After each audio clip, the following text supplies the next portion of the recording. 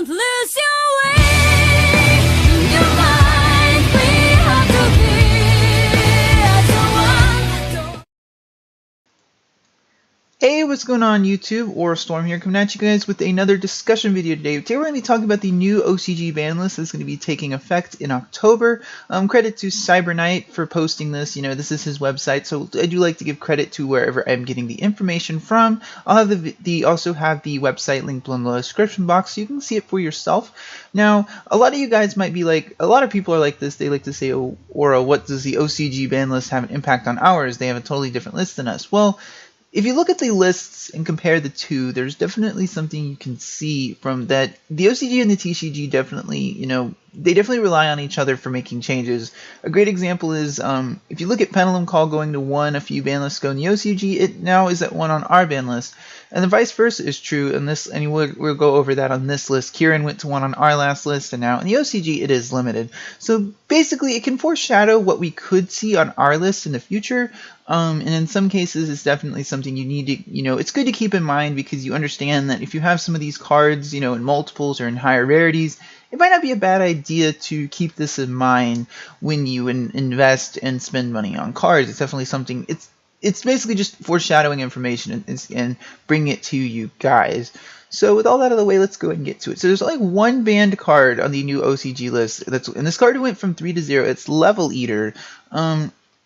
Level Eater is obviously a really important card in the, you know, Synchro Quasar deck. It's probably one of the cards that literally just makes the deck work. Like, Level Eater, obviously we all know, CapG did a video not too long ago on, you know, Level Eater, should it be banned? It's definitely a card that's not hard once per turn. You can use it multiple times, and it tweaks the levels, and honestly, it's a card that I don't think needs to be banned. I think Omega is clearly the problem, but, you know, I wouldn't balk at all if the card is banned, because yes, it kills your like TG Hyperion Super Quasar deck, but there are other ways to get out Quasar. Like, you can make Quasar and Metal Foe Yang Zings with Baxia, the level 2 Blackwing, and Formula Synchron. So I'm just telling you guys, Level Eater being banned isn't death to your Quasar deck. You just got to figure out other ways to bring out Quasar. That is, you know, Quasars can be brought out in multitudes of ways, and it's not Level Eater isn't the only way. I would say that the card is not just as hard once per turn. It's not like you don't have trouble accessing it. There's cards like 1-for-1 that can grab it from deck. It's also a dark, so you can grab it for the Lord of Darkness. You can ditch it. It's just a card that wouldn't mind seeing it get banned, but I don't think it needs to be. I think Omega is clearly the problem. Next, Limited Cyberstein. A lot of the OCG Metal Foe lists were running this at 3 because what you would do is you'd go Cyberstein, make an Exterio, and you'd put Kieran on the field, and your opponent could not play because if they tried to summon a monster, you'd bounce it. If they tried to activate a spell card, you'd just negate it. The card is, Cyberstein is a card I definitely wouldn't mind seeing come back in TCG, but I think 3 was a bit too much, and I think they saw that it was a problem. The other thing in Metal Foes is that, yeah, you pay 5,000, but it's not going to sit on the field because you're just going to pop it with the Metal Foe, so you don't end up taking any more game-ending damage. Definitely something to look out for. You know, Cyberstein hasn't gotten a reprint in quite some time. Honestly, I think on the TCG side, if it did come back, Konami would probably give it a reprint because it's a card that's been out of print for nearly a decade, so it's definitely something to look out for. Next up is Magician of Faith going to 1. This card came off the list on the TCG, I believe, was it 2 years ago if I'm not mistaken. I think it was in the April 2014 ban list. Honestly, I don't understand why they limited this. I mean, flip effects are pretty dang slow. Unless you've got something like Prediction Princess Tower Trade, there's not a real way to use Magician of Faith in a quick manner. Flip effects are just pretty dang slow, and they have to be, you know, Pot of the Forbidden type powerful to justify their usage. I don't understand. This is kind of one of the more questionable hits on their list. I don't know why they put Magician of Faith to 1, but they did. Matter Spectre Unicorn Kieran going to 1. Kieran, it's not surprising. I mean, Kieran is definitely a card that you don't want to see running around at 3. It's a searchable, reusable Pallades that can't be targeted or destroyed. Even though that, you know, I was one of the advocates for saying that the card probably, I didn't want the card hit, but, you know, I kind of expected it, and the OCG obviously saw the same problem we did, so, but this is the more interested limited choice, which is Cyframe Lord Omega. So a lot of people are talking about, Omega is clearly the problem, so if you don't know what the deck is, it's basically, I call it Synchro Fusionist Dark Synchro deck. If you guys remember the Synchro Fusionist deck that people made, where basically the goal of the deck was to make 3 Omegas and make Trishula first turn, and you knock 4 cards out of your opponent's hand. And then the thing, this type of deck is not something we haven't seen in the past. If you guys remember the wind-up hand loop, however, this loop is not only is it consistent, it's the fact that you can easily get multiple Omegas online. And Omega is one of those cards that it was for a generic synchro, like they gave it such powerful effects that it was just screaming abuse. It's just people didn't figure out ways to get out multiples online quickly, and now they do. Omega going to 1 I think is the proper move, because yes, you can knock 1 card out of your opponent's hand, but 1 Omega is easier to deal with than 3. And the other important thing to remember is Omega is a card that doesn't need to be banned, but it definitely needs, it's like a lot like Ignister. I feel like 1 is fine, and I feel like if you leave it at 3 it's a bit much, but 1 would be fine. Cyframes would still be able to play their 1 copy, and you wouldn't have all these decks hand looping running around. It would definitely cull the problem. But if you do happen to have multiple Omegas, I don't think Omega is going to get banned personally. I think it probably will just go to 1. So probably move extra copies of Omega if you have them, but I would recommend hanging on to at least 1. And I don't see it getting banned anytime soon, because the card is really good in decks like DDDs, which Konami's clearly going to want to push next year. So I don't see it going to getting straight up banned anytime soon. Now for these semi-limits, Artifact Morale-Tech. This is a card, honestly, like when they did hit Morale-Tech, I felt like it was too banless too late. But Morale-Tech is probably a card that's kind of in our list. I'd like to see it come back to at least 2, kind of just to test the waters. Yes, it's non-targeting, but I feel like having more removal in a pendulum-based format is not a bad thing. Yes, it doesn't target, and yes, you can play it on your opponent's turn. But honestly, I don't. One card spot removal is definitely not as good as it once was. I think that honestly, I think Morale-Tech could safely come to 2 on our list as well. Now this is an interesting one. Blackluster Soldier, Envoy of the Beginning, coming to semi-limited. As long as I can remember BLS on our list when it was at 1, and I feel like BLS is still a power card. Like remember there's so many games I've lost to Burning Abyss because of this card, but it coming to 2, I mean, outside of Chaos decks, I don't really know if you'd play 2 in a lot of decks, but it's going to be interesting to see how the OCG Integrate plays this card with 2.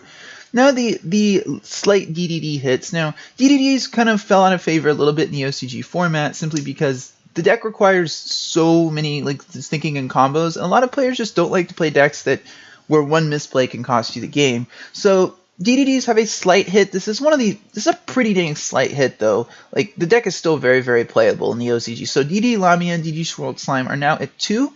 The only thing this really does for the deck is it makes your Pot of Desire slightly less good in the deck, because you don't have you have 1 less copy. But other than that, the deck is still very functional. You're still going to have access to these 2 cards, and there's no doubt these 2 cards are probably outside of Kepler, they are probably the heart and soul of the deck outside of Kepler and Gate.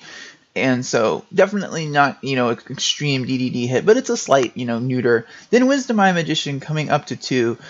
This is definitely something I'd be an advocate for in our format. As you guys know, I love Magicians. I'd like to see, I was sad when both Wisdom Eye and Pendulum Call were hit, but nevertheless, in the OCG, they probably realized Magicians weren't really doing a lot, and so they decided to maybe test the waters, bump it up to 2, and see how the deck does. Keep in mind, over there, Pendulum Call, I believe, is still restricted, but, Wisdom Eye going to 2 definitely wouldn't be something I would balk at all.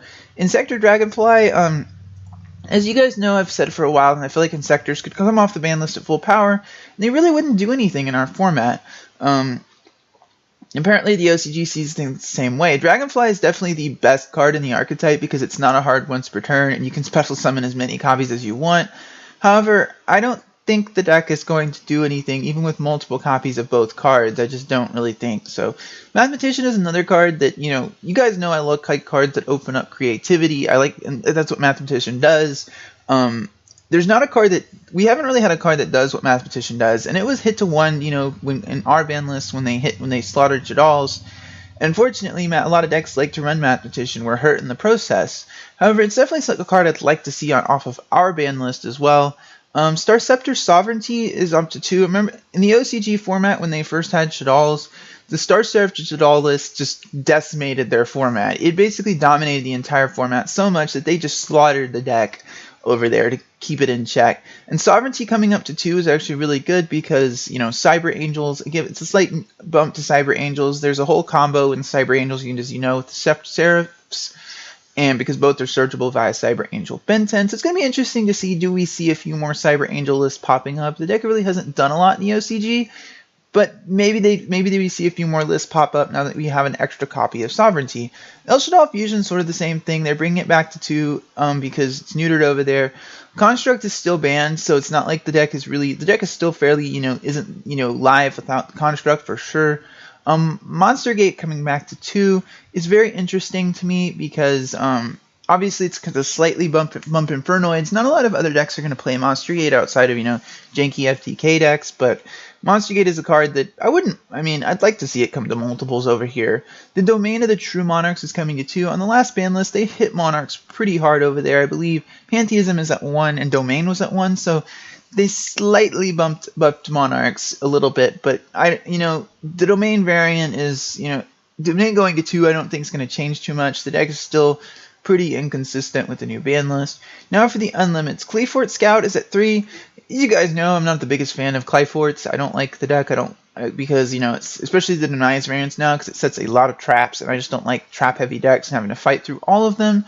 But over there in the OCG, they have Harpy's Feather Duster, and that one card keeps a lot of these back row decks in check. So Scout going to 3, maybe we see a few more Cleat lists pop up over there. But you have to remember, over there they also have Towers legal as well, so it's definitely something to think about. Then Sandgan is coming back to Unlimited. Sandgan is actually a card that it will probably come back on our next TCG list because it did get reprinted with its errata. It's not a terrible card with its errata because it can still search some really powerful hand traps like Ghost Reaper and Winter Cherries, Ghost Ogre and Snow Rabbit, etc.